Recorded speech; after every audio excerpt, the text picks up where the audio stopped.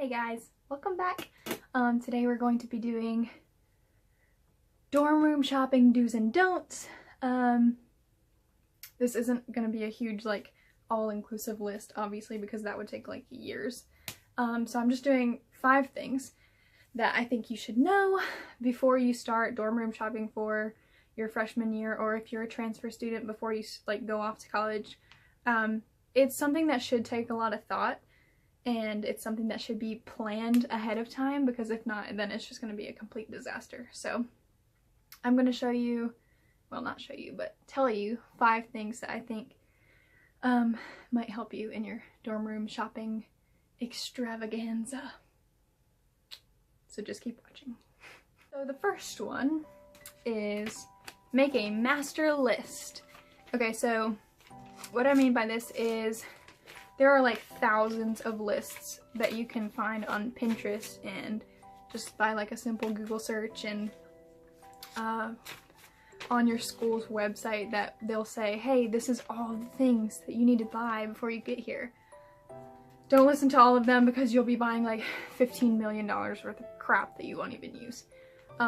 So make a master list, sit down with, if you're a parent watching this, sit down with your student. If you're a student, sit down with your parents or your friends or whatever, and figure out what you absolutely will use and what you absolutely do not need. Figure out how big your dorm room is going to be, and check on your school's website and make sure that the things you're planning on bringing are actually allowed. Some schools don't allow Nutra Ninja, the bullet, whatever they're called, blenders. Some schools do, so there's no sense in shelling out $100 if you're not even allowed to bring it.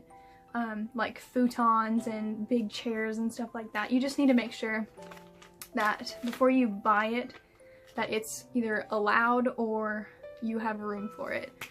So you need to do your research on what dorm and the dimensions, and see how you want to do your bed, and what kind of drawers you'll have, what kind of storage options are available. And like I said, figure out what you know you're going to use and what you know you won't use. For me personally, there was no sense in me buying a coffee maker or a Keurig, because I don't drink coffee, and that's $100. I'm not gonna dish out $100 on something that will never get used, and it would just take up space. So if you know you wouldn't drink coffee, or if you know you won't use a microwave or a mini fridge or whatever, don't buy it just because the school says you could have it. That's completely unnecessary. There is a fridge in all of the dorms that you can store stuff for up to a week. So just do your research before you start buying anything. That's probably the most important thing, is to just make sure you have a huge master list of everything that you will use personally, rather than just using a list that somebody else has put together. I can link a list in the description. The dogs are barking. Just so you guys get an idea. But honestly, if you just search Pinterest, school supply list for college students, blah blah blah, you'll come up with pages and pages and pages of stuff that people recommend you bringing to college. So yeah, and I also wanted to say with this, that it's not a typical school supply list. In elementary school and middle school and high school, our county sends out, hey, this is what you need to get your child, and it's usually 2 packs of glue sticks and some Sharpies and pencils and this kind of folders, and they have to be this kind of binders. Don't treat college shopping that way, because you're just gonna spend so much money on stuff that you might not even use. So another thing that I would recommend is, if you aren't sure, don't buy it. And then if you get to school and realize, hey, this might be a good idea, I might want to buy this, then Amazon it, because they ship in 2 days if you have a student account, and it's a whole lot cheaper than buying it and then realizing you don't need it. So that's the first one. Okay, the second one is to take advantage of sales that happen in the summer and in the fall. A lot of stores start to do back to school sales, and I would really try to take advantage of that as much as possible. I'm out of focus. There we go. For really anything. I know that TJ Maxx does a lot of sales during the summer for like actual college stuff, like sheets and stuff that you might need. But also like Walmart and Target and all of those big stores will do sales on like pencils and pens and paper and stuff that you will need whether you think about it or not. Like that's not a big thing for college, but you're gonna need pencils. Like, so really take advantage of the sales and also the clearance section. I've said this before and I don't know what video, but I pretty much use like the clearance section stuff from Ross and Target all the time. Like I have pictures in here, this room is a mess, but I have pictures in here that are from the clearance section. I can see like 4 clearance tags right now from where I'm sitting. So I really utilize that, and it's easy like to not spend a whole lot of money but still get cute decorations for like your room, or in my case my studio room and all that mess. So utilize sales and clearance on stuff that you know you'll need so that you can save your money to begin with. And the third one is kind of goes along with the first one. Look around for lowest prices before you buy any items. This goes mainly for the big items, I guess. Like if Walmart sells a cheaper mini fridge than Target and it's the same thing, go with the cheaper option, obviously. Unless you have like $700 to spend on a mini fridge, go ahead. But if you're like me, you want to save your money. So look around. Like I said, a lot of stores will start to do sales when they know people are buying stuff for college. So get the paper, go online, whatever, see if you can get a coupon or any kind of good deal, and then go from there.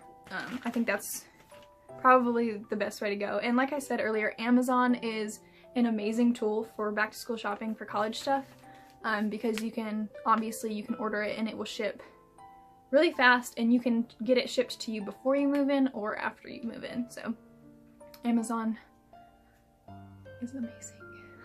Stuck in my seat. Okay, so the fourth one is kind of personal. I don't know that everybody does this, but I do it. I only buy things that are either really durable or serve 2 purposes.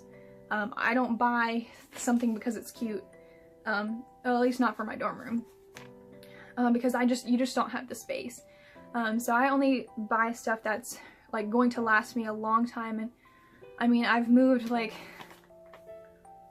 well, I guess I've only moved in four times. I think I've moved all my stuff 4 times. And if I had bought cheap stuff, it would have already broken in the 4 times that I've moved it. So you want to buy stuff that's going to last through not only you using it every day, but like the big move, the initial move, and then moving it back in the summer and then the next fall. And if you move into an apartment, you want stuff that's going to actually last you. And I actually have some stuff that will probably last me even after I graduate. So you want to really look for something that's going to hold up throughout your years of college and maybe even after.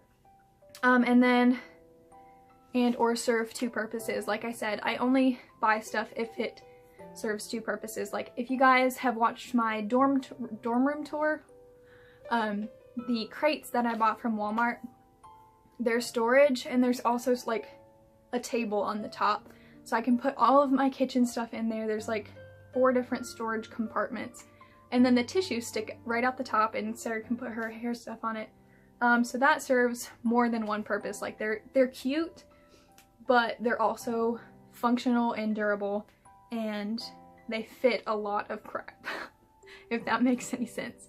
So I only buy stuff, again, that is really durable and or serves 2 purposes. Okay, and my last one is think about storage options.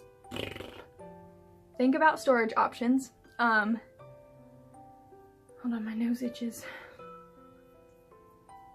Okay, so like I said earlier, dorms are this big and you have like no storage. So you want to figure out what is the best way to store all of your stuff, whether it be clothes or shoes or whatever you want to bring to college. But you want to have a place to store it so that it's not all over your room, because you will be sharing that room with somebody else who may not like your whole big snow globe collection that you bring to college. Don't bring a snow globe collection to college. You know what I mean though. So make sure you have enough storage for all of the things that you plan to bring.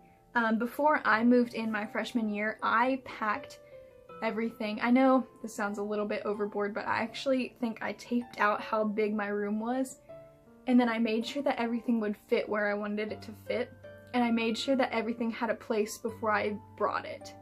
And that really helped me. Like when I got there, it was super easy. I could just put it how I had it in my mind, and it went really fast. It was a great day. But so really think about storage options, especially when you're buying for college, because you don't want to get there and you have bought something really cute or really whatever and not have a place to store it. So think about that. Think about shelving, or like I have those little plastic things under my bed to keep my clothes in. If you haven't watched my dorm room tour, then I'll just link it in the bottom so you guys can go watch it and see what I'm talking about. But I would highly recommend those.